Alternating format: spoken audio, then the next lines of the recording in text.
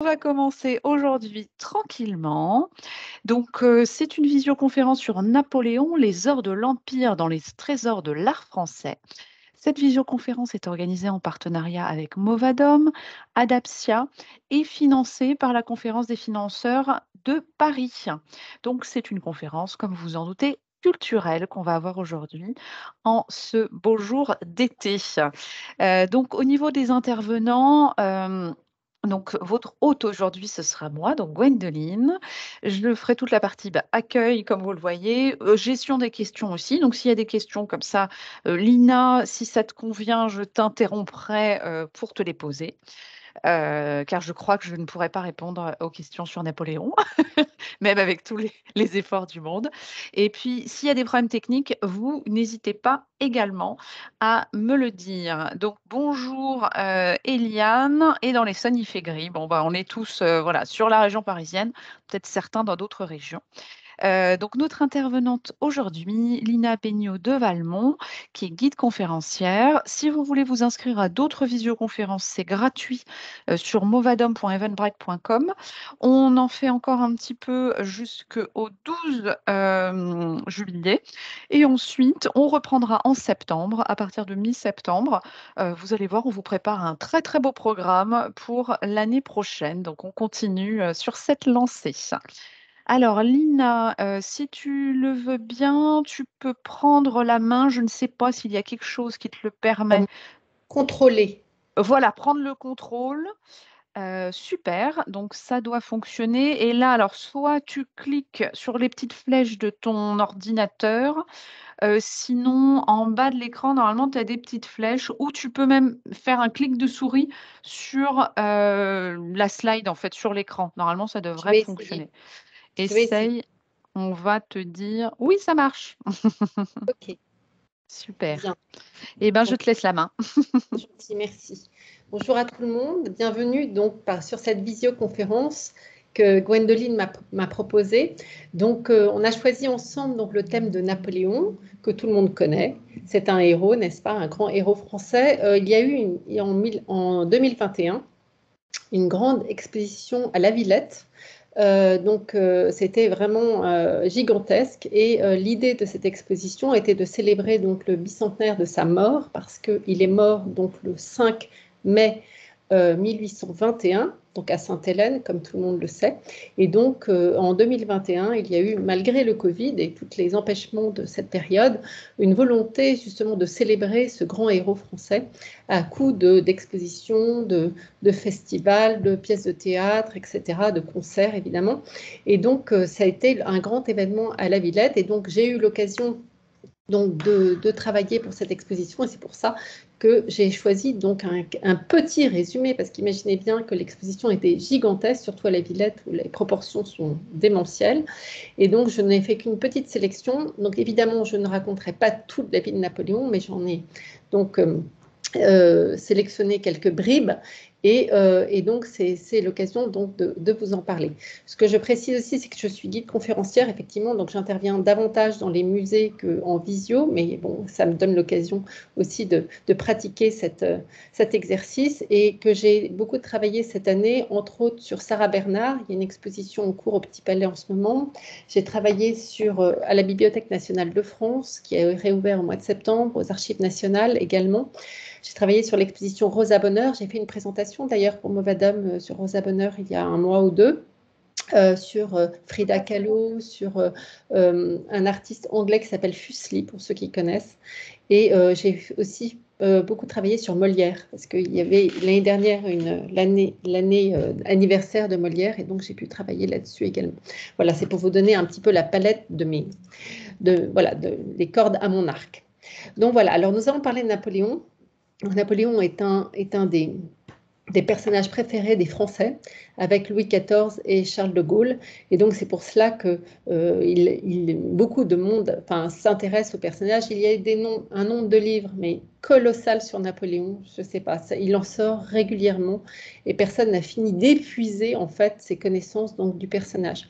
Donc, la profusion de livres est absolument ahurissante. Donc, on va donc retracer la vie du personnage. Donc Napoléon, dont vous apercevez une effigie, donc l'affiche sur la gauche, et l'effigie qui est très célèbre, qui se trouve aujourd'hui aux Invalides, qui est une œuvre de Sœur, de Charles-Émile Sœur, qui domine en fait la cour intérieure des Invalides, et qui est donc une immense statue en bronze que l'on aperçoit en haut en fait. Et là, on voit l'empereur donc qui penche la tête pour regarder donc les personnages arriver. Vous reconnaissez donc son allure extrêmement classique, la main sur le torse, sa redingote, son bigorne, quelques médailles, etc. Donc ce jeune Napoleone Bonaparte est né donc le 15 août 1769 à Ajaccio et il est le deuxième d'une fratrie de 8. C'est important parce que vous verrez que sa famille va jouer un rôle éminent dans sa carrière.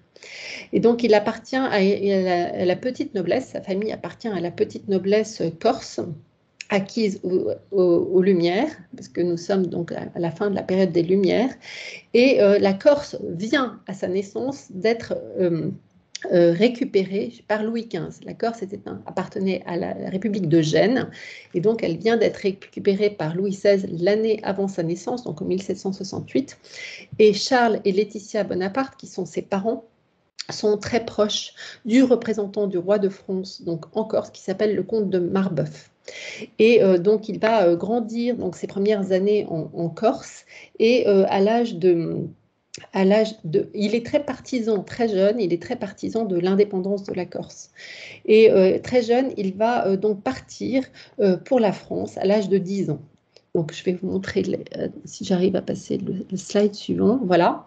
À l'âge de 10 ans, il parle pour la France. Donc, nous sommes en 1779. Il part avec son frère aîné et ses parents vont l'envoyer faire ses études en France, sur le continent. Il arrive d'abord à Autun, où il va passer quelques mois.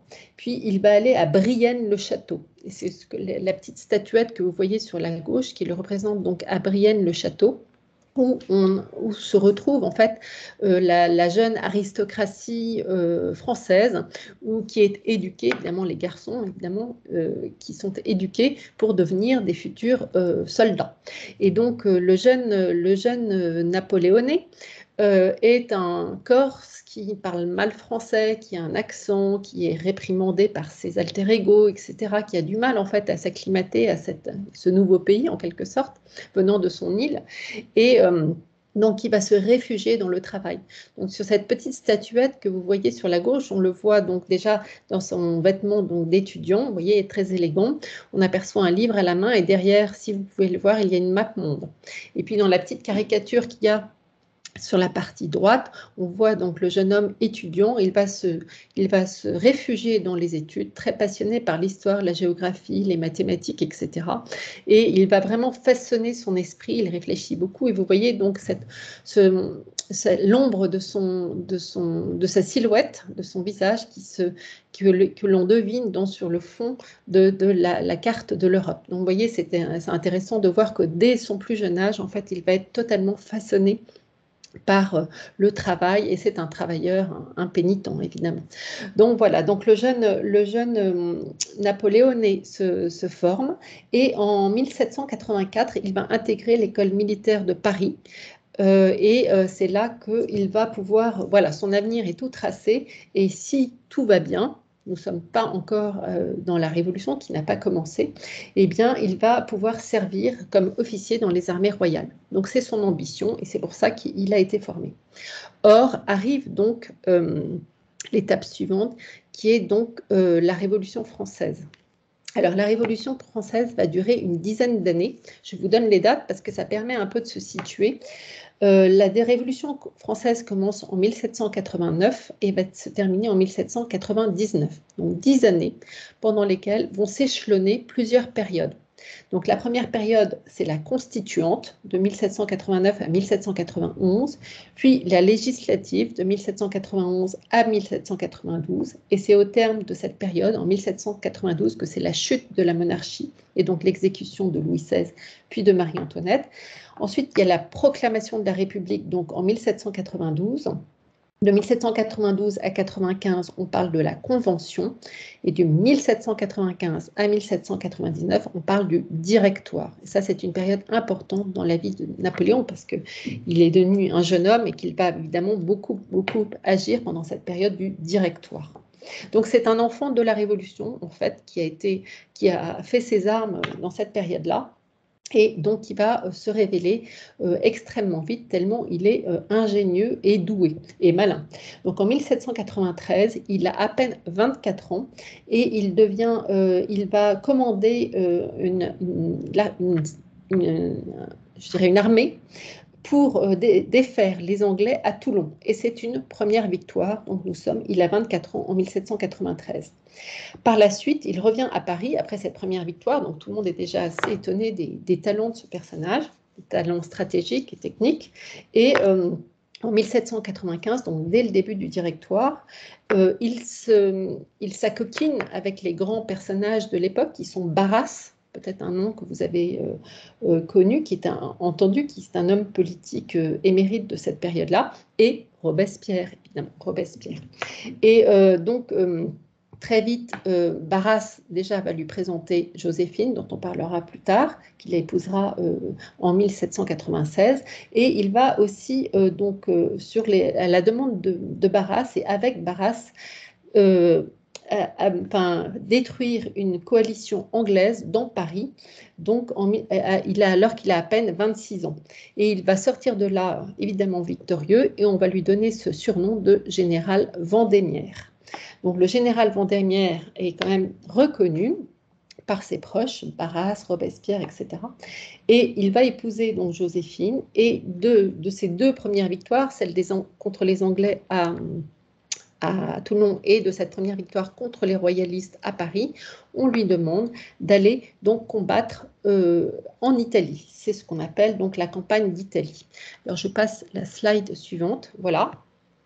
Et normalement, là, il y a un zoom, si ça marche, voilà. J'espère que ça marche. Ouais. Voilà, et ce sont donc la campagne d'Italie, la France révolutionnaire, et là nous sommes sous le Directoire, est en guerre contre toutes les monarchies européennes, et notamment les Anglais, mais ça on va en reparler largement.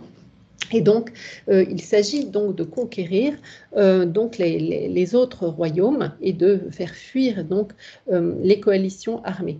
Et là, donc, c'est la fameuse bataille de Lodi qui va avoir lieu en 1796, où Bonaparte se rend en Italie pour débouter les Autrichiens que l'on aperçoit sur le tableau, qui doivent donc, nous sommes en Italie du Nord, pour les faire fuir donc de cette région d'Italie dont la France voudrait prendre possession. Et donc ça, c'est un très beau tableau qui était dans l'exposition. Et le jeune peintre qui s'appelle Louis-François Lejeune est un des jeunes soldats de la troupe napoléonienne qui va, enfin grosso modo, suivre Bonaparte et le futur empereur dans toutes ces batailles et qui va faire un reportage de toutes ces batailles. Donc on a, grâce à Lejeune, un panoplie de tableaux extraordinaires où il montre avec beaucoup de précision les situations, la géographie, etc., la météo, la position de l'empereur sur le champ de bataille, etc. Et donc, c'est vraiment ces cartes postales sont vraiment extrêmement précieuses comme témoignage des guerres napoléoniennes. Évidemment, il raconte plutôt les victoires que les défaites, vous imaginez bien. Donc, voilà. Donc, Lejeune, là, nous restitue la bataille du pont de Lodi. Donc, on aperçoit Napoléon au premier plan, vous voyez, donc monté sur un cheval blanc, on aperçoit le bicorne, on aperçoit le général qui donne des indications à sa troupe, on aperçoit ses acolytes, donc ses généraux juste à côté de lui, et on aperçoit au loin donc le pont de Lodi, la rivière et les Autrichiens qui sont déboutés, qui font marche arrière vers l'autre rive. Et vous voyez donc le ciel, l'évocation du paysage, la manière de disposer les couleurs, la lumière, les ombres, etc. Enfin, c'est très éloquent et vraiment les œuvres de Lejeune sont pour ça extrêmement savoureuses. Donc voilà, donc cette bataille de Lodi va être extrêmement importante. Il dira lui-même: après Lodi, je me regardais non plus comme un simple général, mais comme un homme appelé à influer sur le sort d'un peuple. Donc ça commence bien, n'est-ce pas? Il a une haute idée de lui-même et des choses vont aller donc crescendo à partir de ce moment-là. Et c'est à Lodi précisément que les choses vont démarrer. Alors il va y avoir la bataille d'Arcole, la victoire d'Arcole, la victoire de Rivoli, c'est des noms évidemment qui vous disent quelque chose, mais je n'ai pas évidemment... Question, je suis désolée de te couper. On a, alors je crois que c'est Eliane qui nous demande, est-ce que c'est Joséphine qui lui présente Bara? Alors non, c'est le Barras qui va lui présenter Joséphine. Voilà. Ah, d'accord. Barras, en fait, Joséphine était la maîtresse de Barras. Et donc, comme Napoléon, qui était jeune, voilà, qui pénètre dans les cercles un petit peu haut de gamme de Paris, si vous voulez, donc des précieuses, etc., et des gentilshommes, va arriver jusqu'à Barras parce qu'on commence à le connaître et on commence à apprécier ce personnage intéressant, étonnant, qui a un dynamisme incroyable. Et il va être introduit donc auprès de Barras, qui est un homme politique de renom et qui influe sur le cours de la Révolution. Et il se trouve que, évidemment, Joséphine étant sa maîtresse, elle est à ses côtés. C'est ainsi elle va lui être présentée, qu'il va y avoir un coup de foudre entre les deux personnages qui vont se marier en 1796, donc à la veille de son départ pour la campagne d'Italie. Voilà. Mais on va revenir là-dessus plus tard parce que je vais vous parler plus abondamment de Joséphine tout à l'heure. Voilà. Super, merci beaucoup. Voilà pour l'anecdote. Donc, Oui. voilà, donc Napoléon, enfin le jeune Bonaparte, pardon, au pont d'Arcole, donc 1796. Cette œuvre est une œuvre de Jean-Antoine Gros. Jean-Antoine Gros est un des grands peintres également de cette période du Directoire, de l'Empire, qui va suivre Napoléon quasiment pendant toute sa carrière. Il va faire donc surtout des portraits. Il est surtout très proche de Joséphine, en fait.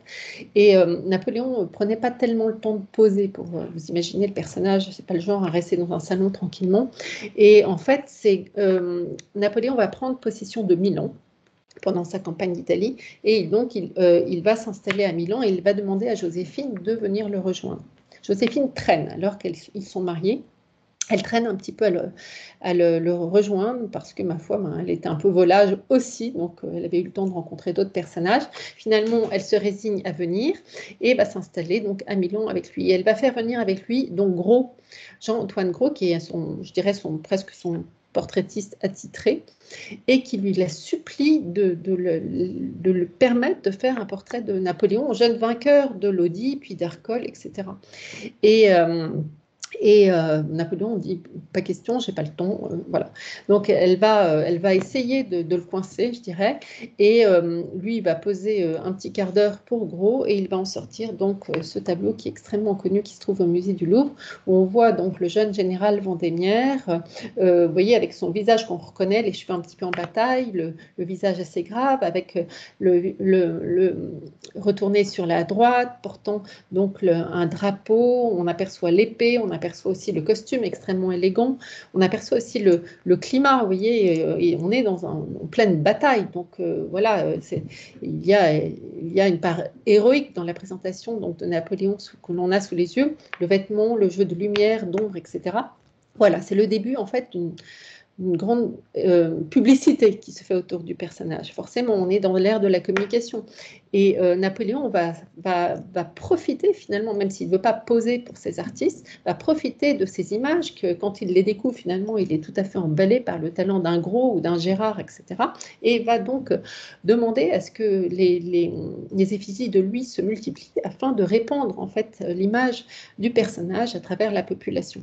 Donc voilà, donc c'est un très beau portrait de Napoléon par Gros, dont on reparlera plus tard. Voilà. Alors après la campagne d'Italie, il va y avoir la campagne d'Égypte. Voilà. Donc il revient triomphant à Paris, ce jeune général, etc.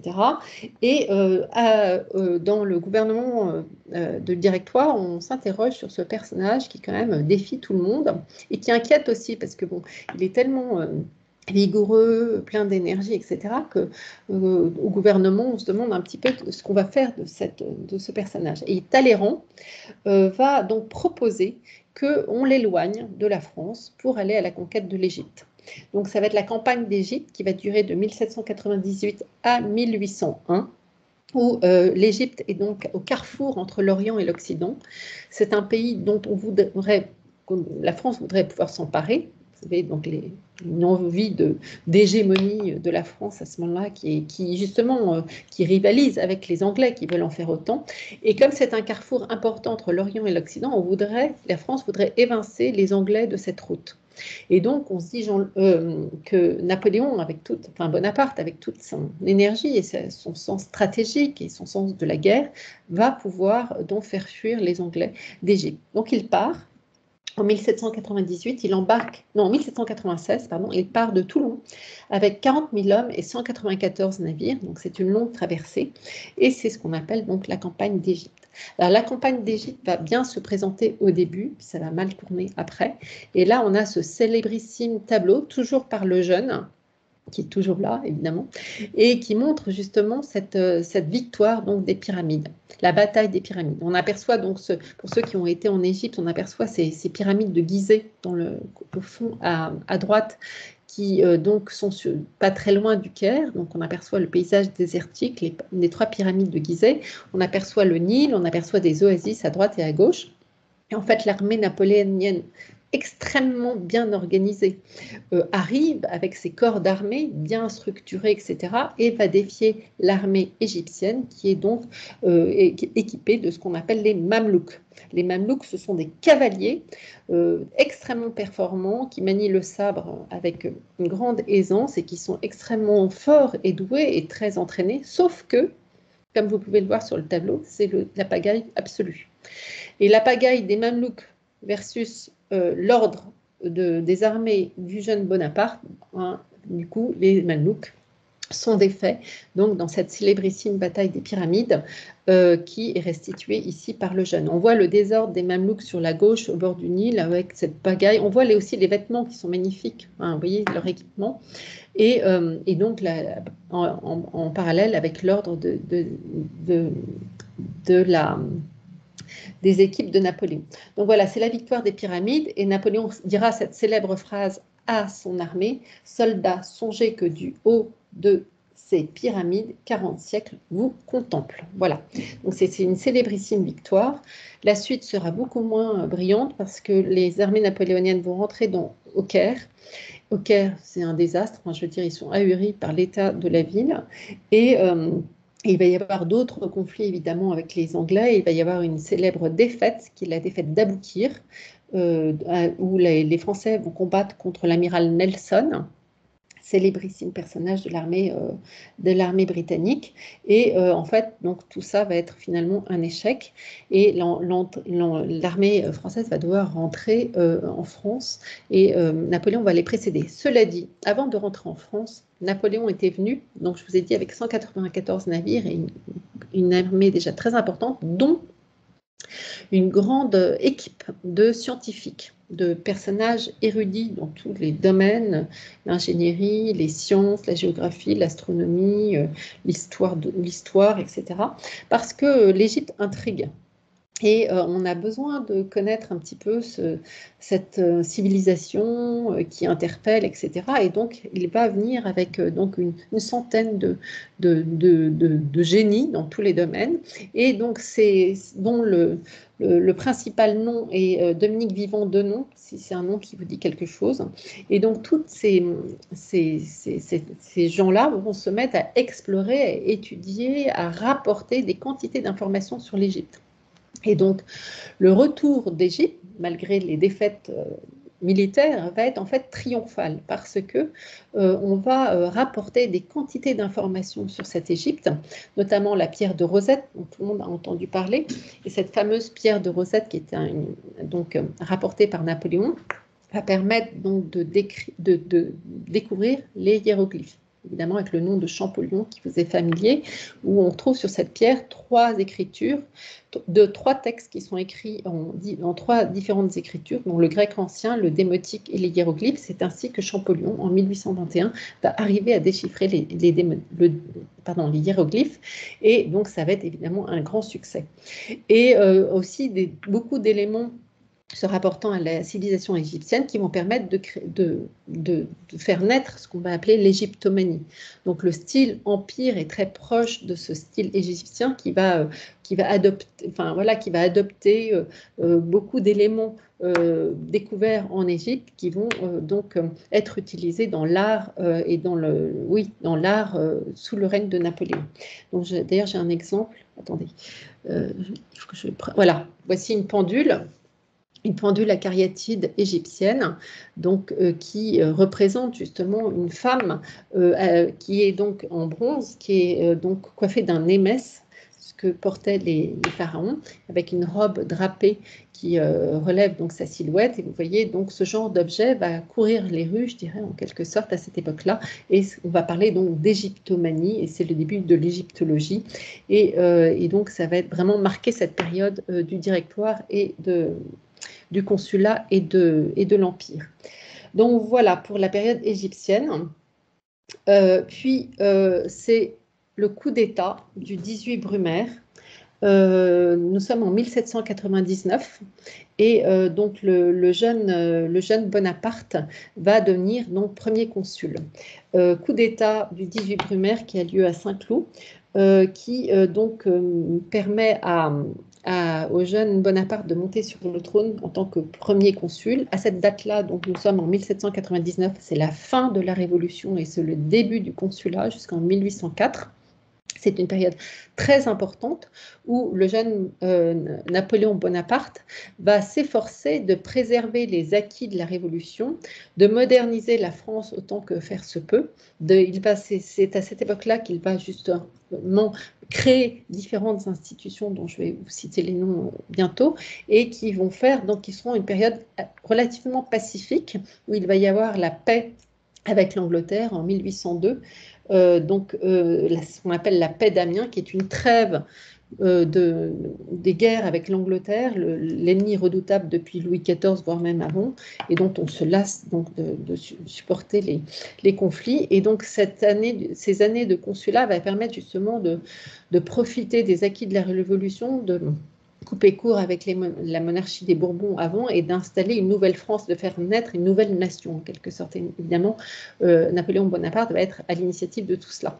Donc là, c'est un très beau tableau de Gros, encore Gros, qui a réussi à faire un tableau de Napoléon, où on voit le premier consul habillé de ce costume rouge absolument magnifique, un pantalon blanc, on reconnaît le visage, la chevelure, très dans l'air un petit peu pré-romantique, les cheveux un peu longs, etc.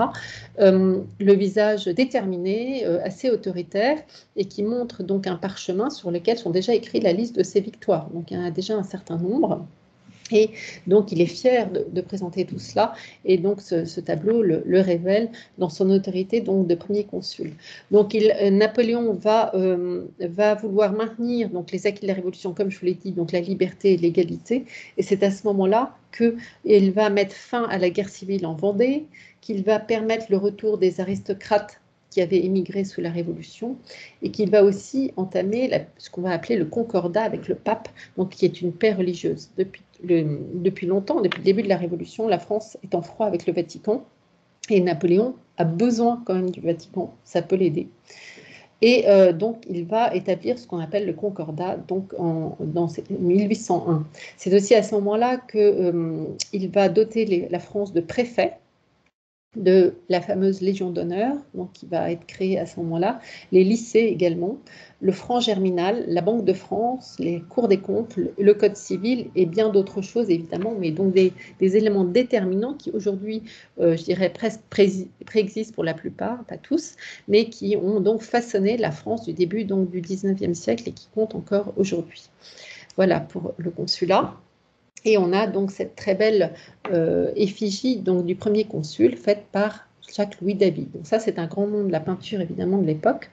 On va reparler de David, qui a été un très proche donc, de Napoléon, et qui va faire cette effigie remarquable de Bonaparte, premier consul, franchissant le col du Grand Saint-Bernard.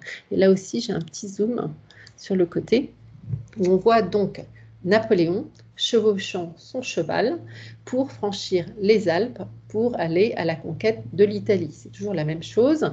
Et on le voit donc sur un cheval quand même véhément. Vous voyez les yeux, les naseaux, la queue, la crinière du cheval indique que quand même c'est un peu violent. Lui, il est très à l'aise sur son cheval. Il maîtrise bien sa monture, il n'y a aucun problème, alors que le relief est en pente, en côte, et qu'il y a un ravin sur la droite. Donc voilà, il faut vraiment avoir une certaine maîtrise. On aperçoit un paysage enneigé dans le lointain, un peu orageux également. On aperçoit également des soldats qui sont en train de tracter des chars pour justement sur la route des Alpes. Et donc vous voyez que la situation est quand même pas si facile. Napoléon, lui, monte la direction, on voit son bicorne, on voit cette nuit. Et on voit aussi cette cape rouge qui montre justement l'élan qu'il donne à son armée. Donc il y a vraiment, encore une fois, de la propagande de la part de David, de montrer Napoléon sur ce jour-là. Et vous voyez donc inscrit sur le sol les prédécesseurs de Napoléon qui ont effectué tout cela. Donc il y a Bonaparte, forcément il est là, mais il y a Hannibal et il y a Charlemagne. Donc comme ça, on a bien compris qu'il était donc sur la voie de ses prédécesseurs qui ne sont pas des moindres. Hannibal, donc on est au IIIe siècle, qui a franchi les Alpes avec ses éléphants, donc c'est une histoire assez connue. Charlemagne, donc on est plutôt au 8e, 9e siècle, qui a franchi les Alpes également, et puis évidemment Bonaparte, donc qui est évidemment leur successeur immédiat. Et vous voyez donc la fougue. Alors effectivement, c'est pas du tout passé comme ça, parce qu'en fait, tout le monde sait que le passage des Alpes s'est passé de façon beaucoup plus douloureuse.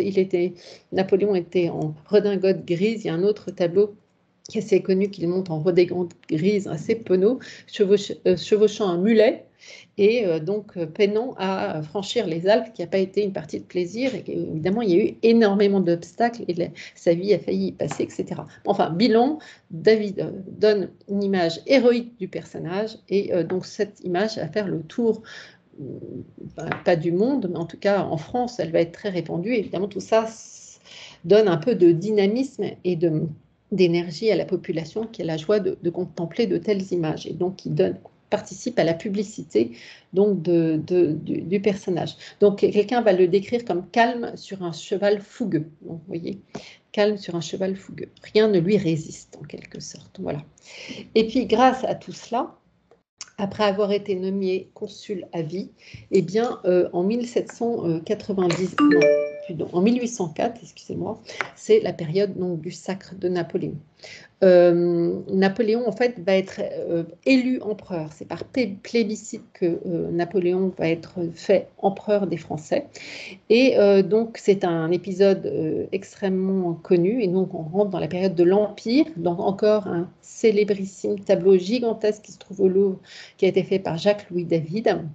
Napoléon, en fait, qui avait épousé Joséphine, donc en 1796, décide de se faire couronner empereur à Notre-Dame de Paris en 1804. Donc, à cette occasion, il va donc faire décorer la cathédrale de Notre-Dame de Paris par Percier et Fontaine, qui sont deux noms de l'architecture de l'époque qui sont extrêmement connus et qui vont donc façonner l'intérieur et l'extérieur de Notre-Dame de Paris pour le faire un petit peu l'habiller comme dans un temple romain. Et donc, il va aussi solliciter un peintre célèbre qui s'appelle Isabey pour revêtir, donc pour composer les costumes de toute sa cour. Et donc, David nous restitue en fait cette scène célébrissime où en fait l'empereur, le nouvel empereur, avait invité le pape Pie VII, qui avait mis du temps à se décider à venir, vu les relations un peu conflictuelles qu'il y avait eu. Heureusement, il y avait eu le concordat, mais enfin bon.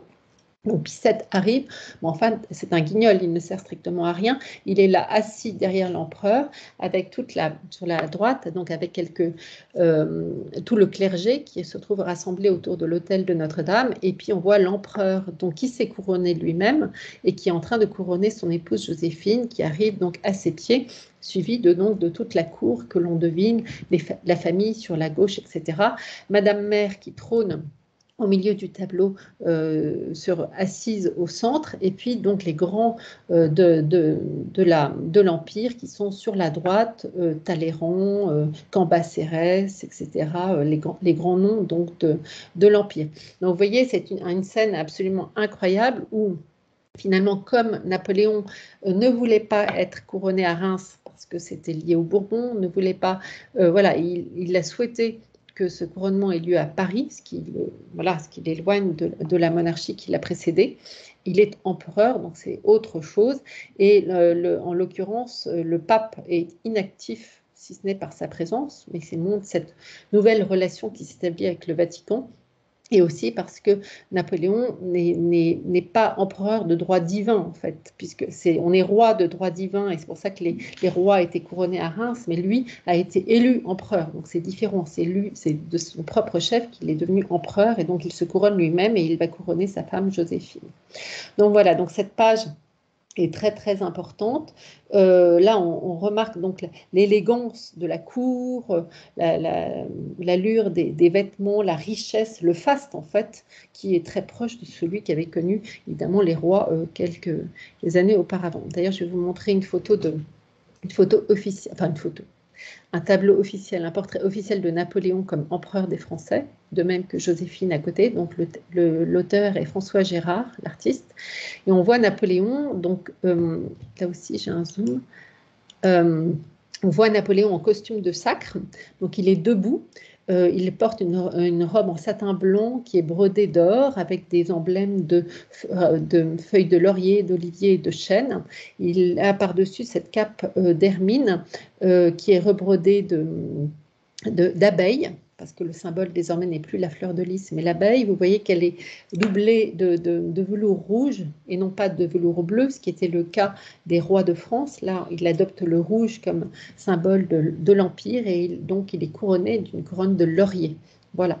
Il tient donc ses régalias, c'est-à-dire donc son sceptre avec un aigle qui se trouve au sommet du sceptre. On aperçoit la main de justice qui est posée sur un très beau coussin bleu sur la gauche et on aperçoit l'orbe qui est dominé par la croix chrétienne, donc qui se trouve juste à côté de lui et on devine le trône sur la droite avec ce dossier circulaire et aussi donc quelques abeilles qui décorent une partie de ce trône. Donc voilà une image hyper classique les rois se sont tous présentés sur ce jour-là. Lui a changé les symboles, mais donc il hérite, disons, de ce passé. Pour Joséphine, c'est la même chose. Joséphine est en tenue de sacre. Elle est assise donc sous un dais avec des rideaux vraiment virevoltants au-dessus d'elle. On aperçoit son diadème. Elle a une robe empire extrêmement classique. Tout ça avait été donc composé par Isabelle, comme je vous l'ai dit. On voit son manteau de cour qui est brodé d'hermine avec des abeilles qui sont imprimées dessus. On aperçoit sa couronne sur un coussin qui sera fait par Marguerite, la célèbre couronne qui sera posée par Napoléon sur sa tête au moment du sacre qu'on a vu dans le tableau précédent. Et voilà, donc c'est vraiment il adopte cette image traditionnelle qu'ont utilisé les rois de France. Et ce que j'ai oublié de vous montrer, c'est évidemment la Légion d'honneur, voilà, qui trône au milieu de son vêtement, donc sur l'image sur le portrait de Gérard. Donc voilà, voici l'empereur donc qui est couronné à Notre-Dame en 1804. Alors, suite à cela, voilà le trône de Napoléon, un des trônes, parce qu'il faut savoir que Napoléon avait il y avait de nombreux palais qui étaient à sa disposition et qu'il a mis au point ce qu'on appelle la maison de l'empereur. Et la maison de l'empereur était donc chargée de décorer tous les palais napoléoniens. Il y en avait une quarantaine, parce qu'évidemment les palais, il y en a dans tous les pays, puisqu'il a conquis toute l'Europe. Et donc, il y avait plusieurs trônes, donc celui-ci aujourd'hui est au Sénat. Et vous voyez donc ce côté un peu rigide de ce style empire, dominé par ces sphinges donc féminins qui évidemment s'inspirent de l'art égyptien. Et donc le N de Napoléon trônant sur un fond cramoisi et toujours ces décors brodés. On aperçoit des abeilles, des guirlandes de chênes ou de lauriers, etc. Donc voilà, le faste donc, des réalisations sous l'Empire. Et Napoléon était très attaché à ce que voilà, les manufactures qui avaient été en berne pendant toute la Révolution reprennent du poil de la bête. Donc on va parler des gobelins, de la savonnerie, de Sèvres, etc. Toutes ces manufactures reprennent du service et il tient absolument, même si ce n'est pas tellement un homme d'intérieur, mais plutôt un homme des champs de bataille, à ce que les palais soient décorés avec le plus grand faste, que sa cour soit habillée avec le plus grand faste et équipée, et un mobilier digne de ce nom, parce qu'il est très sensible à cette image justement de la France. Et il veut donner de la France une image absolument, voilà, qui mette à bas, je dirais, toutes les autres monarchies européennes, pour montrer la fierté, l'audace, voilà, la force donc de cette France. Donc les manufactures reprennent du service, ça turbine à fond dans les manufactures, et Sèvres, évidemment, ne va pas y échapper. Vous voyez deux grands vases de Sèvres au premier plan qui relatent sur la panse du vase les conquêtes napoléoniennes. Derrière, on aperçoit du mobilier purement empire. Donc, vous voyez un style plus sobre que au siècle précédent. Enfin, le style empire fait suite au style néoclassique qui était déjà beaucoup plus sobre que le style précédent du règne de Louis XIV. Mais vous voyez donc une certaine sobriété. On joue beaucoup sur les couleurs des bois exotiques, beaucoup de bois fruitiers, du citronnier, du buis, etc. Et on a vraiment un très joli mobilier. Et vous voyez même les tentures sur les murs, ces rayures, voilà, deviennent à la mode. C'est un style très particulier donc qui va marquer cette période. Voilà donc une petite boîte, ce genre de cadeau diplomatique qui avait un grand succès évidemment à cette époque, mais c'était déjà à la mode auparavant. Et ces cadeaux diplomatiques, donc, en l'occurrence ici, il se représente donc le maréchal Murat. Ça me donne l'occasion de vous parler de la famille de Napoléon. La famille de Napoléon, donc je vous ai dit qu'ils étaient 8 enfants, qu'il était le deuxième de cette fratrie. Et en fait, dès lors qu'il va devenir empereur, et même déjà avant, en fait, il va utiliser cette nombreuse famille pour les placer évidemment à droite et à gauche et organiser aussi des mariages pour eux.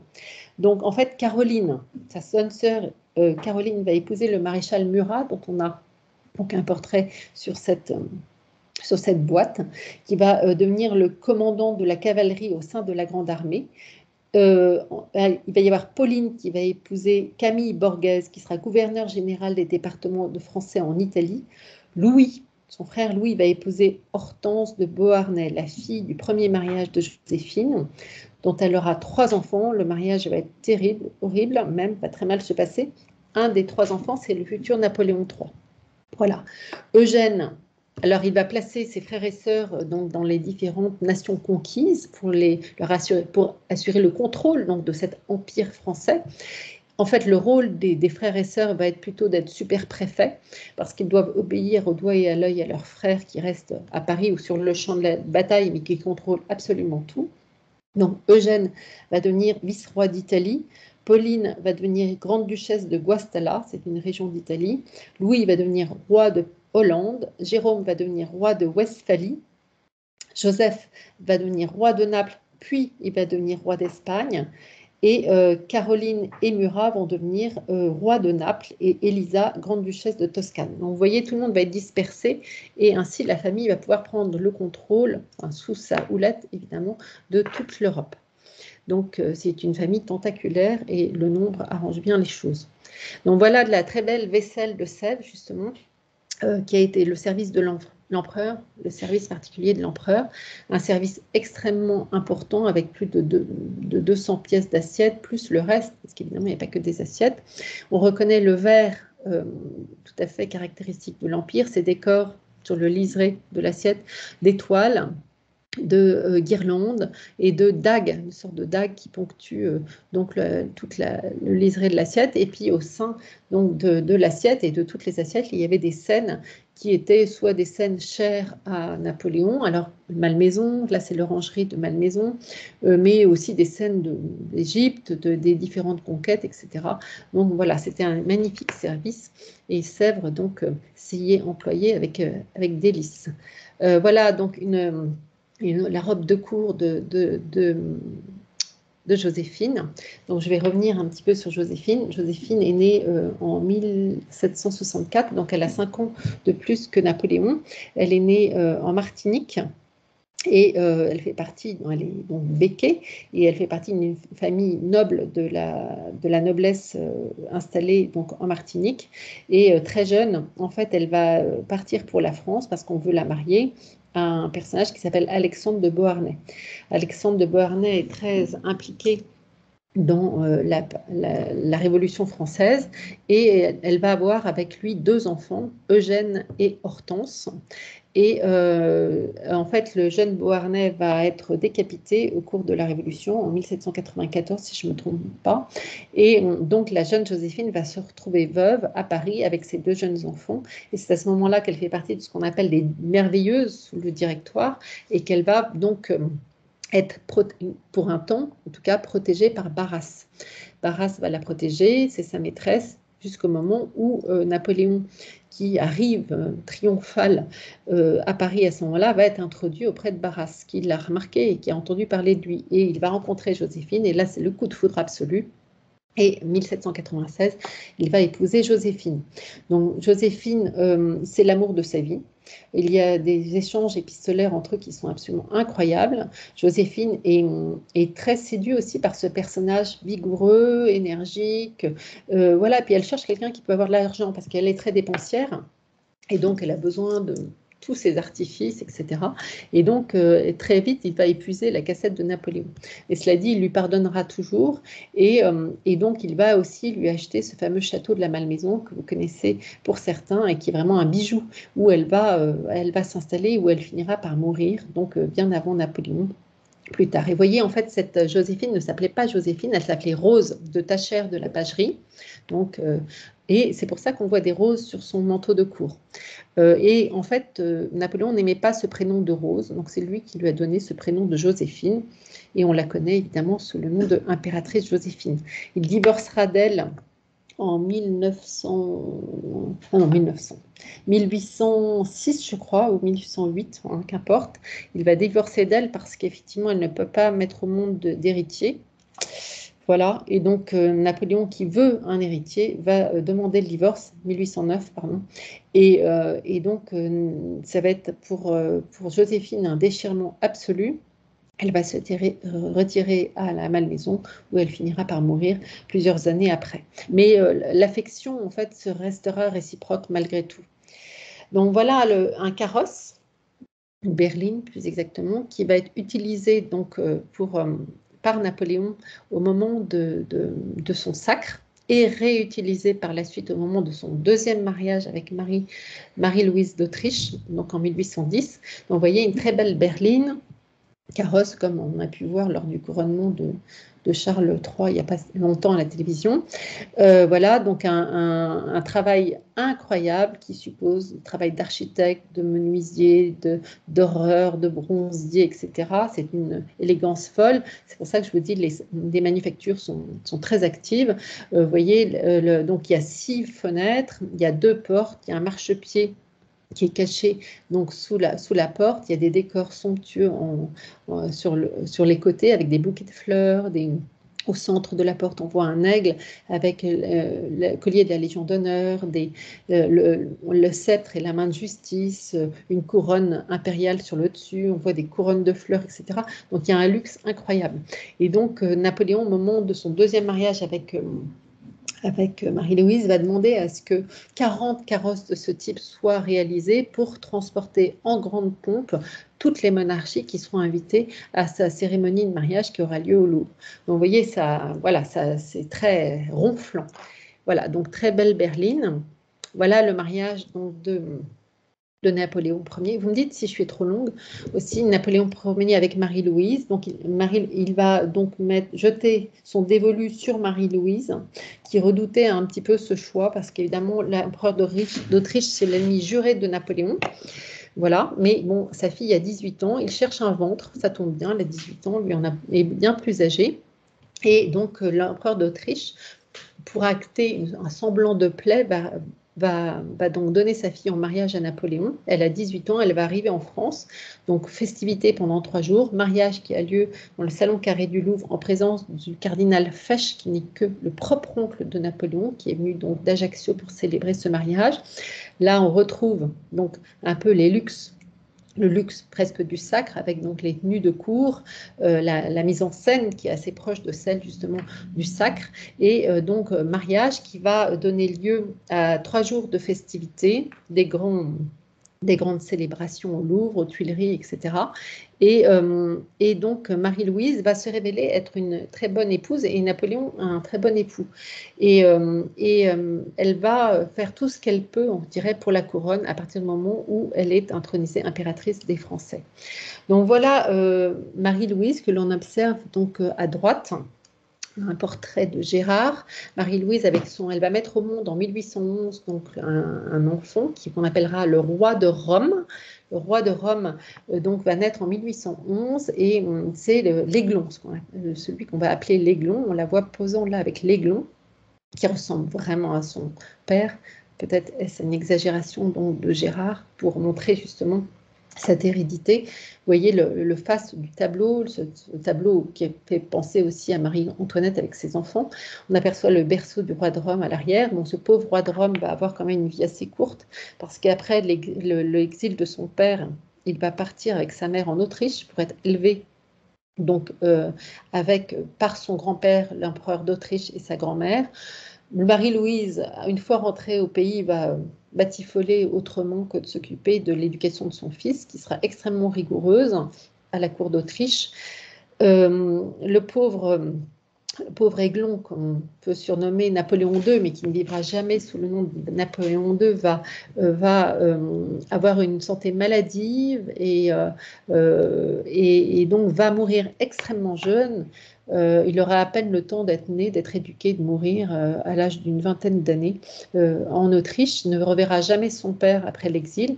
Et je fais juste un aparté en vous parlant de cette pièce qui s'appelle l'Aiglon d'Edmond Rostand, qui a eu un succès fou donc, au début du XXe siècle et dont Sarah Bernard a été une des plus grandes interprètes. Comme en ce moment, il y a une exposition Sarah Bernard au Petit Palais, évidemment, on parle de l'Aiglon et de son rôle dans cette pièce. Voilà, donc voilà pour Marie-Louise. Et puis à côté, on aperçoit Marie Walewska. Marie Walewska est une des conquêtes de Napoléon. Évidemment, il a beaucoup sillonné l'Europe. Il est allé en Pologne et il a rencontré Marie Walewska qui était issue de la haute aristocratie locale. Il a eu une affaire avec elle et elle va mettre au monde un fils, Alexandre. Alexandre, qui est en fait le seul qui aujourd'hui en fait a une descendance, je dirais, directe de Napoléon, même par la main gauche. Parce qu'il y a une descendance Walewski aujourd'hui, donc qui ont le sang de dans leurs veines, tandis que comme l'Aiglon est mort, il n'y a pas de descendance du côté de l'Aiglon, qui est mort avant d'avoir pu procréer, évidemment. Donc voilà, donc Marie Walewska a été un des grands amours de Napoléon, on la voit donc trônant sur ce beau tableau de Gérard. Alors, voilà le berceau du roi de Rome, avec en bois de citronnier, avec des décors en bronze de Thomire. L'auteur du berceau est Jacob Desmalter, ce sont des grands noms de l'Empire. Vous voyez donc le faste donc, du décor de ce berceau. Évidemment, voilà pour la vie, je dirais, intime de Napoléon, mais c'est un guerrier. Et donc, il va continuer à aller en conquête. Il faut résister à toute toute la coalition qui est dressée contre lui. Les Anglais en tête, mais les Autrichiens, les Prussiens, toute l'Europe est en guerre contre Napoléon. Et donc, il ne baisse pas les armes et part sans arrêt donc, sur le champ de bataille pour humilier, je dirais, ses voisins, dont les Anglais. Là, c'est une très beau tableau, toujours de Lejeune, qui représente la victoire d'Austerlitz en 1805. On voit donc l'empereur, c'est le bivouac de Napoléon, l'empereur est au centre, reconnaît sa silhouette, et lui sont présentés, notamment par Lejeune, que l'on voit en rouge de dos, les prisonniers autrichiens qui arrivent pour être présentés à l'empereur. Derrière s'active une quantité de personnages. Vous apercevez sur la gauche, juste derrière l'empereur, un mamelouk qui est en train de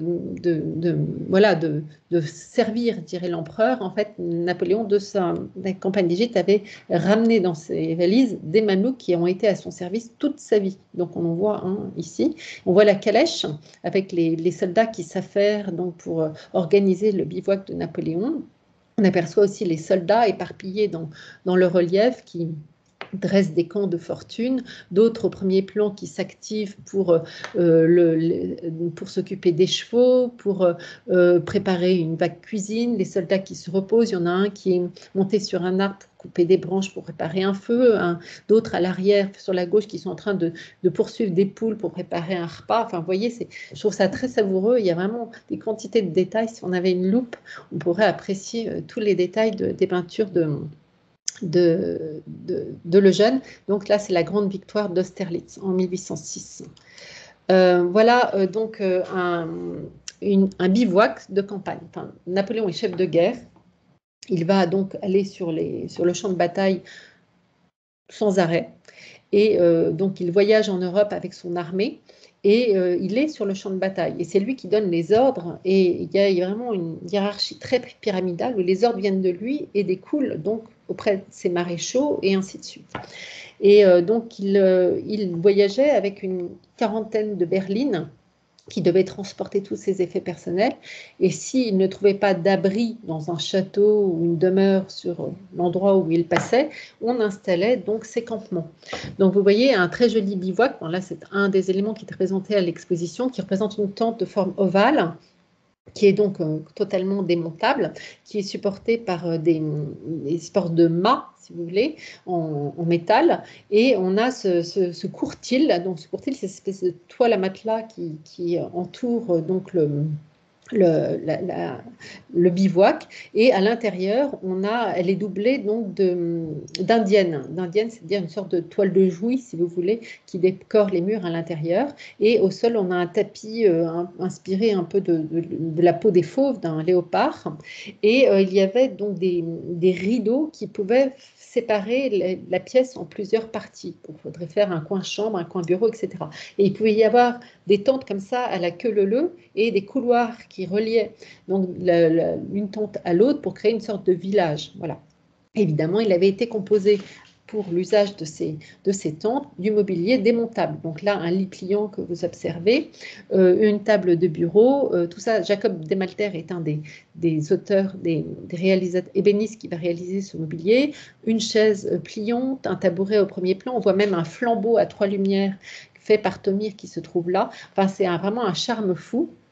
Et j'avoue que le montage que l'on voyait dans l'exposition laissait rêver. On est prêt à aller camper en Europe pour avoir une sorte de vie aussi. Enfin, c'est un côté très théâtral et confortable, même presque confortable. Et donc, l'étiquette qui régnait dans les palais napoléoniens était poursuivie, évidemment, quand on partait en campagne. Donc, voilà, le luxe de l'organisation. Lina, je ne veux pas te presser, mais nous avons normalement, il nous reste 2 minutes normalement. Ouais, donc voilà. Alors je passe vite sur la redingote que tout le monde connaît. La Grande Armée, qui est quand même le vêtement, et puis l'armée napoléonienne qui a toujours été extrêmement fidèle. Ils marchaient, ils ont parcouru l'Europe entière pour aller à la suite de Napoléon, qui les emmenait dans les zones les plus lointaines et les plus périlleuses. Et ils ont été d'un courage et d'une fidélité remarquable. Ils étaient extrêmement nombreux. Voilà donc la bataille d'Eylau, qui était donc une victoire où on voit Napoléon sur le champ de bataille venant secourir en fait ces soldats de la Grande Armée qui sont à moitié, pour certains morts et d'autres mourants.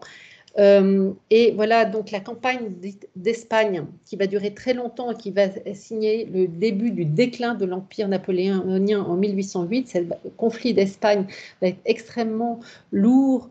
Conséquence, c'est une révolution où toute la population espagnole prend les armes pour lutter contre les Français qui envahissent l'Espagne. Donc, vous voyez, même les moines se mettent à prendre les armes, les civils, l'armée, etc. C'était vraiment une débandade absolue. Voilà pour cette partie espagnole qui vraiment signe le déclin des choses. Et donc, après, il va y avoir la campagne de Russie. La campagne de Russie, évidemment, c'est encore l'occasion pour Napoléon d'aller défaire les Russes, les Autrichiens, etc., et les Anglais sur le territoire russe. Tout commence bien avec cette grande victoire de la Moskowa et tout le monde va finir extrêmement pâle par ce qu'on appelle la Bérésina. En fait, l'armée française va être mise en déroute par les Russes, les Cosaques, et on a ce très très beau tableau de Philippe Otto, qui montre donc deux guerriers de l'armée française qui sont essoufflés de fatigue. Le plus âgé est assis au pied de son cheval qui est mort, et on voit donc un jeune acolyte, trompettiste probablement, qui est blotti sous son manteau, dont il réchauffe la main en lui tenant donc la main, sa petite main, alors que lui-même a la main bandée. Vous voyez le regard hagard du vieillard, le regard fermé et le teint bleui du jeune homme, la trompette laissée à l'écart, les troupes cosaques qui poursuivent l'armée française en déroute à l'extérieur. C'est la débâcle, et tout ça va être brillamment célébré par Victor Hugo, qui va écrire des vers magnifiques sur justement cette retraite de Russie. Il neigeait, on était vaincu par la conquête. Pour la première fois, l'aigle baissait la tête, sombre jour, l'empereur revenait lentement, laissant derrière lui brûler Moscou fumant. Donc c'est vraiment Victor Hugo qui s'est délecté de faire des vers somptueux sur cette campagne de Russie. Puis Napoléon revient donc en France, il va être envahi, les Alliés vont envahir la France, et donc il va devoir rendre les armes en 1814 et donc quitter la France pour l'île d'Elbe, où il est exilé par les Anglais. Et là, c'est la scène justement du départ, où il est dans la cour de Fontainebleau, et vous voyez donc un personnage, un général, qui essaye de le retenir tellement il est affligé du départ de l'empereur. On voit le porte-drapeau en train de pleurer et cacher ses yeux, d'autres le saluent pour remercier l'empereur de tout ce qu'il a fait, et lui, il les remercie de son côté, il remercie son armée et doit partir donc pour l'île d'Elbe, où il va être exilé pendant plusieurs jours. Mais comme il est toujours à l'affût d'informations de la France, il va quitter l'île d'Elbe en bateau pour arriver à Golfe-Juan donc en 1815, et là il va regagner Paris en 20 jours, c'est ce qu'on appelle la route Napoléon, n'est-ce pas, où il ne rencontre aucune résistance sur la route jusqu'à son arrivée aux Tuileries, où Louis XVIII, qui l'avait remplacé pendant ces quelques mois, est reparti, a quitté les Tuileries parce qu'il était très mal aimé pour Gand. Il est accueilli triomphalement donc à Paris, aux Tuileries. Il s'y installe, il reprend le pouvoir. Ça va être donc cette période qu'on appelle les 100 jours, où il remet d'aplomb ce qu'il avait initié quelques mois auparavant. Il repart en guerre, parce que c'est quand même le but de l'affaire, et ça va être la bataille de Waterloo en Belgique, avec cette terrible défaite justement contre les Anglais à nouveau, et que Victor Hugo va compter évidemment à travers de très beaux vers. Donc voilà, Waterloo est vraiment un échec énorme, et après cet échec, Napoléon rentre en France, et là, il est exilé définitivement par les Anglais, non pas à l'île d'Elbe, parce que c'est beaucoup trop près, il est trop facile pour lui de revenir, mais à 7000 km de là, à Sainte-Hélène, où il va donc séjourner pendant 6 ans.